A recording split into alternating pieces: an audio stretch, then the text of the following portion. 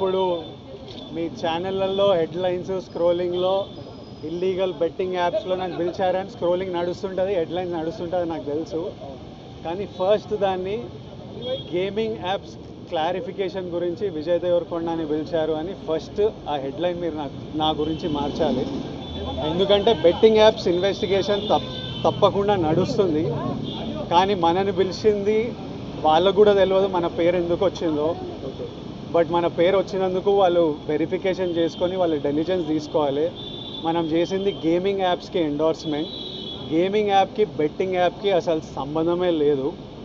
Gaming apps అనేటివి completely legal, recognised by the government, licensed as a business. వాళ్ళకి జిఎస్టీలు, టీడీఎస్లు, కంపెనీలు, it's fully registered, recognised by Supreme Court and various state governments. అది gaming app. అటువంటిది A23. ఇప్పుడు క్విక్గా డౌట్ ఉన్న వాళ్ళకి క్విక్గా మీరు గూగుల్లోకి వెళ్ళి టాప్ గేమింగ్ యాప్స్ అని కొడితే కొన్ని వస్తాయి. A23తో సహా My11 Circle, Dream11, NPL, జుపీ ఇట్లాంటివి కొన్ని వస్తాయి. ఇవన్నీ రిజిస్టర్డ్ గేమింగ్ యాప్స్. ఇవన్నీ మన ఇండియన్ క్రికెట్ టీమ్కి స్పాన్సర్, మన ఇండియన్ ఒలింపిక్స్ టీమ్కి స్పాన్సర్, మన ఇండియా విమెన్స్ క్రికెట్ టీమ్కి స్పాన్సర్, ఐపీఎల్కి, ఎన్పిఎల్ ఒకదానికి అఫీషియల్ స్పాన్సర్, వేరియస్ కబడ్డీ లీగ్కి, వాలీబాల్ లీగ్కి అన్నిటికీ వీళ్ళు స్పాన్సర్ చేస్తారు. ఎందుకంటే these are completely legal entities.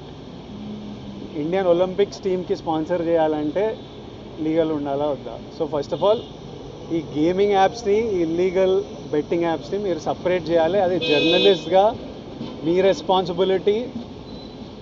నా మీద మీకు ఆ రెస్పాన్సిబిలిటీ ఉండాలని కోరుకున్నా. కానీ మన పేరు వచ్చింది కాబట్టి కొన్ని క్లారిఫికేషన్స్ అడిగారు. ఆ clarification account details, transaction details ఏంటి, ఆ కంపెనీ అవన్నీ పంపించేసినాము. ఇంతటితో సమాప్తం. Thank you.